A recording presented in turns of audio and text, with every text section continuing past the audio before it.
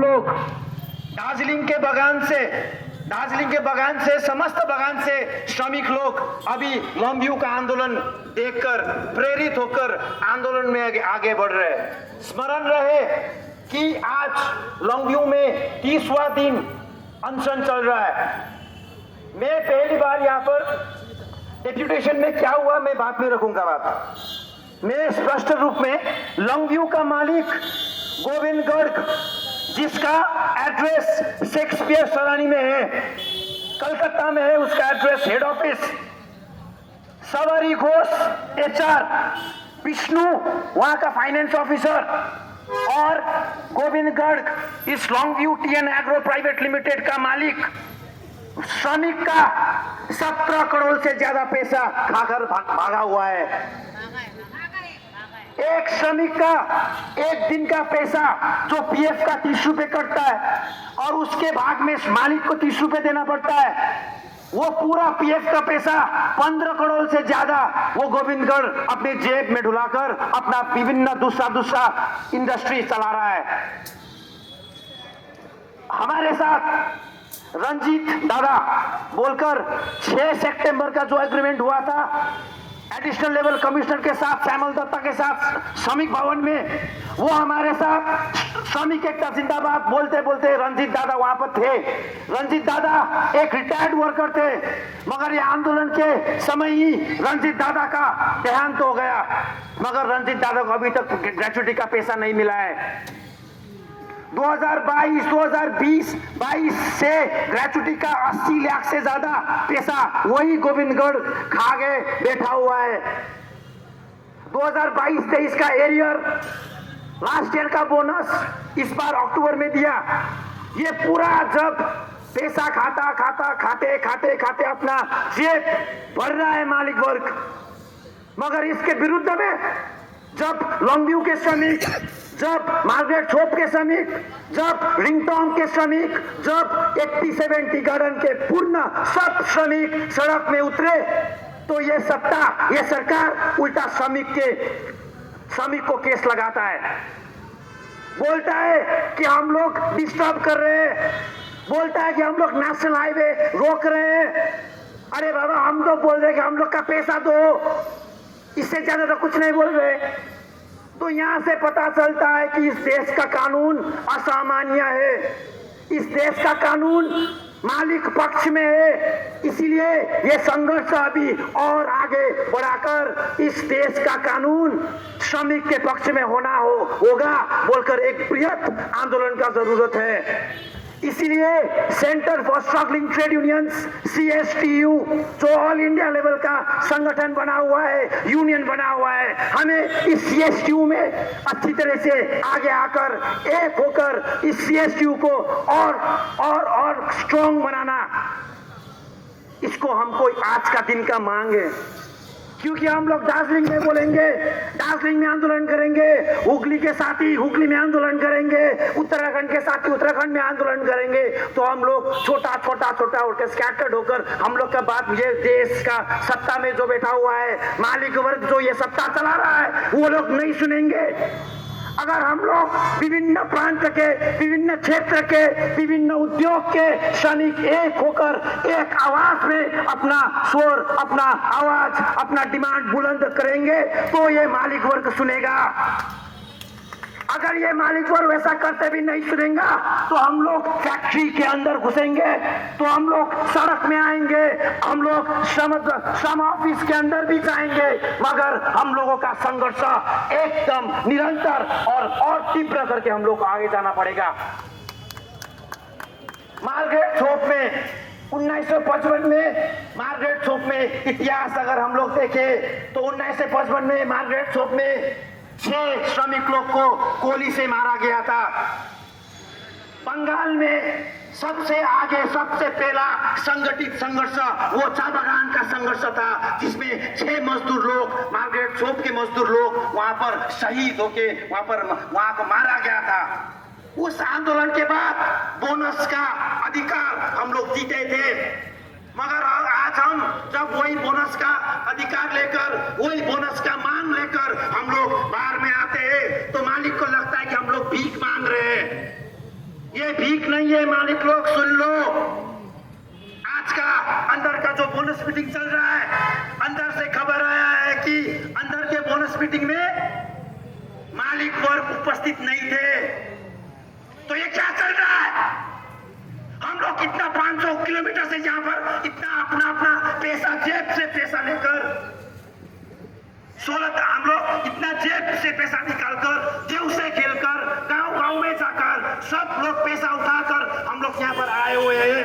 मगर ऐसा करना ये कहाँ का कानून है? ये क्या कर रहा है मालिक लोग? मालिक का राज चल रहा है। अभी गणतांत्रिक राज नहीं चल रहा है, अभी मालिक का गणतंत्र चल रहा है, मालिक का आजादी है। मगर मजदूर लोग अभी तक भी आजाद नहीं हो पाए हैं। इसलिए अभी ये जो आंदोलन है एसपीयू का खाली नहीं है, खाली चाय बागान का आंदोलन नहीं है। अभी आंदोलन बृहद रूप से हमें समस्त इंडस्ट्री, समस्त देश भर का जो श्रमिक वर्ग है सबको एकत्रित करते हुए ये हम लोग का आंदोलन और बड़ा और समग्र करके हम लोग को ये आंदोलन लड़ना पड़ेगा। ये आज हम ये रोड से एसपीयू के तरफ से और सीएसटीयू की तरफ से मैं आप सब लोगों का आह्वान करना चाहता हूं।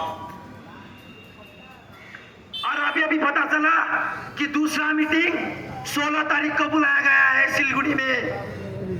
मीटिंग और मीटिंग को पछि मीटिंग के गर्नु खोजेको हम लोग जो 30 तारीख जो 12 घंटा का स्ट्राइक किया गया था, वो स्ट्राइक निरंतर ना रहे, पहाड़ आंदोलन ना हो, इसीलिए ये चिट्ठी किया गया था, इसलिए ये मीटिंग किया गया था। और ये आंदोलन पूरा फिसल जाए, श्रमिक लोग थक जाए, इसीलिए आज का मीटिंग किया गया था। ये पूर्ण निर्माणित एक मीटिंग था, ये हमको ऐसा लग रहा है अभी। क्योंकि अगर सिलगुड़ी में मीटिंग करना था तो कलकत्ता में क्यों बुलाया गया? हम लोग दार्जिलिंग और कालिम्पोंग क्षेत्र के हम लोग चाय बागान के मजदूर, चाय बागान के युवा, चाय बागान के स्टूडेंट्स लोग यहाँ पर आए हैं। अगर ये मीटिंग अगर वही करना था तो यहाँ पर क्यों बुलाया गया? अगर यही नीति रहा तो मालिक वर्ग सुन लो, श्रमिक अब एकत्रित हो रहा है, श्रमिक वर्ग अब एक हो रहा है। अगर तुम ना रहोगे तो श्रमिक रहेगा, मगर जब श्रमिक नहीं रहेगा तो तुम्हारा अस्तित्व नहीं रहेगा, मालिक का अस्तित्व नहीं रहेगा। हम लोग को जेल में डालो, तुम हम लोग को गोली मारो। हम लोग का जो इतिहास में भगत सिंह, हम लोग का मार्गरेट शॉप का 6 जन, हम लोग का शहीद काले लिंबू जो हम लोग का शहीद था, जो हम लोग का निरंतर आंदोलन करते करते हम लोग का शहीद लोग, हम लोग का इतिहास था, वही खून हम लोग के हाथ में भी है। इसीलिए संघर्ष जारी रहेगा। मालिक राज का ये दमन, ये शोषण अब हम नहीं मानेंगे। अब 16 तारीख मीटिंग बुलाया गया है, उस मीटिंग में सिलगुड़ी में हम लोग को और बड़ा संख्या में सिलगुड़ी में जाना है। अगर उसमें हजारों रूप से समस्त चाय बागान से हम लोग आह्वान करना चाहते हैं कि हजारों रूप से हम लोग को श्रमिक भवन में अभी घेराव करना पड़ेगा। उस दिन अगर 4% बोनस, हम लोग का 20% बोनस पास नहीं हुआ, अगर गोविंदगढ़ हम लोग का बोनस का मीटिंग पैसा नहीं दिया, हम लोग का ग्रेचुटी का पैसा नहीं दिया, तो गोविंदगढ़ को लॉन्ग चाय बागान चलाने का कोई अधिकार नहीं है। लॉन्ग चाय बागान श्रमिक लोग चलाएंगे, श्रमिक लोग। ये यहाँ से चेतावनी, आह्वान नहीं, चेतावनी मालिक गोविंदगढ़ को, सवारी घोष को और विष्णु को, ये चेतावनी। हम लोग को इस मीटिंग में नहीं बुलाया गया था क्योंकि हम लोग रजिस्टर्ड ट्रेड यूनियन होते हुए भी हम लोग के साथ मालिक डरे हुए हैं। हम लोग 1700-1800 श्रमिक का एक यूनियन, 3 लाख से ज्यादा श्रमिक का एक उद्योग में 1700 वर्कर जो सचेत है, जो अपना मांग रख सकते हैं, जो अपना जिंदगी का अधिकार के लिए लड़ने के लिए क्षमता रखते हैं, 1700 वर्कर के साथ ये समस्त मालिक डरे हुए हैं। इसीलिए हम लोग को मीटिंग में नहीं बुलाया गया।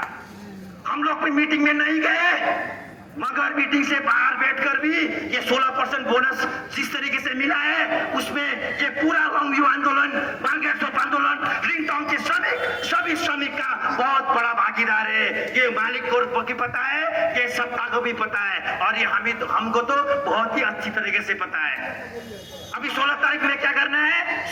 में श्रमिक भवन पूरा घेराव करके, पूरा धरना करके वहां से हम लोगों को 4% रोल बोनस मालिक के जेब से निकाल के लेना है, क्योंकि वो पैसा मालिक का पैसा नहीं है, वो पैसा श्रमिक का, जो श्रम का पैसा मालिक अपने जेब में डालकर अपना पूंजी का पहाड़ बना रहा है। वो पहाड़ मालिक का पहाड़ नहीं है, वो पहाड़ श्रमिक वर्ग का पहाड़ है। ये मालिक सुन लो, ये चेतावनी रहा हम लोगों के यहाँ से।